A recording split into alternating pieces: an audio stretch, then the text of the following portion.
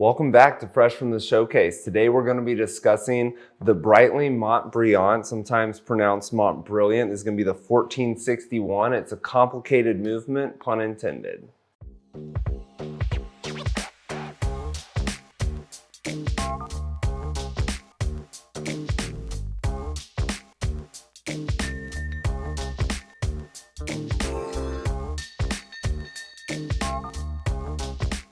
All right, so like I said, today we're going to be talking about the Breitling Montbrillant. This is a Navitimer. It's a 42 millimeter watch. It actually comes in at 41.5 millimeters, but it's classified as a 42 millimeter watch. So it's right there in that sweet spot that we know and love from Breitling in the Navitimer collection. It is going to be a watch that you find in stainless steel.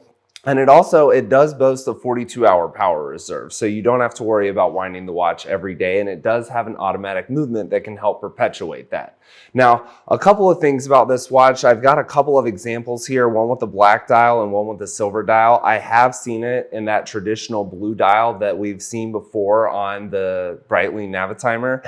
One of the really cool things about this watch, they tried to incorporate some of the history of Breitling. You'll notice that it has that iconic design on the bezel and the dial that we've seen before on the Navitimer. They did use it on this Montbrillant as well, but there's a little bit more to the history than just the functionality of that bezel and all of course, the relevance that it has in the history of aviation and with pilots. But the term or name Montbrillant actually has to do with the history of Breitling as well. So Leon Breitling, the original founder of Breitling, he had his original workshop, that was located in Europe, but eventually he saw an opportunity to mass produce these chronographs and he opened up a factory. And there was a little road behind the factory that was Montbrillant. That was the name of the road. Of course, it was probably pronounced a little bit differently. There were a couple of extra words involved as well, but that is the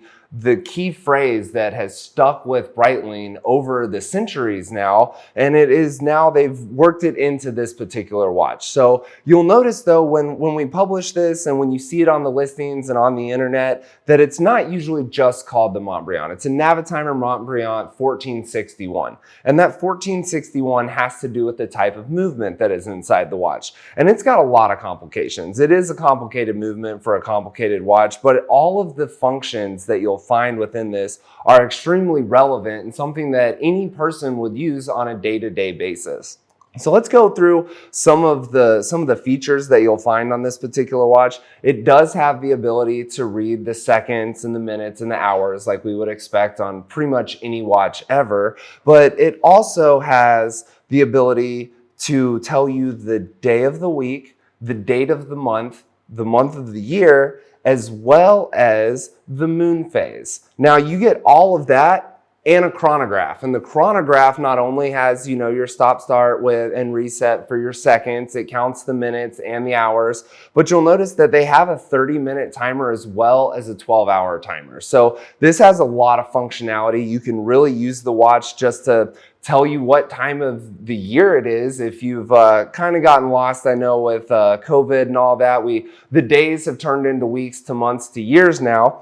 So maybe sometime you can just look at your watch and it'll kind of bring you back to reality and let you know where we are on this journey through life.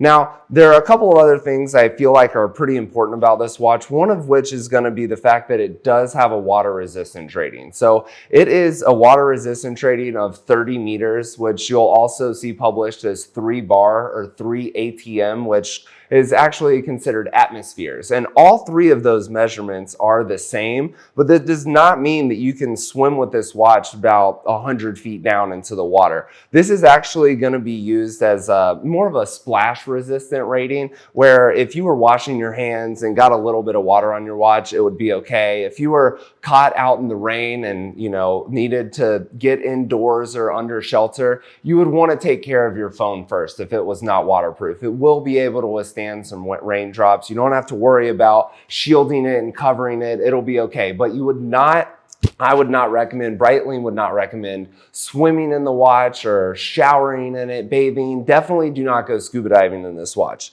Again though, it does have some water resistance, so if you're around a little bit of water, you don't need to get paranoid and take your watch off and hide it.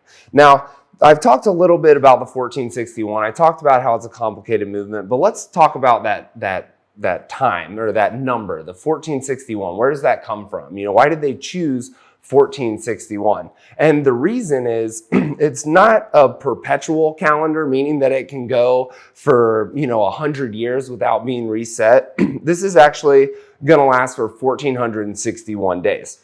And if you do the math, that's 3 years of 365 days a year, plus the leap year having another 366 days. And if you add all of those days together, you get 1461 days. So this is a watch that you would only have to reset, or have a watchmaker reset to have it adjusted properly, once every leap year. So you would do that on February 29th, whenever it came up. So come check these out at SwissWatchExpo. Both of these watches do come with the box. We do have one in black as well as silver. I would imagine that one day we'll come across one in the blue as well, but know that all three are available. Come check them out at SwissWatchExpo.com, and don't forget to like, subscribe, hit the bell, and give us any feedback. If you've got any requests for a future video, we'd love to hear what you have to say.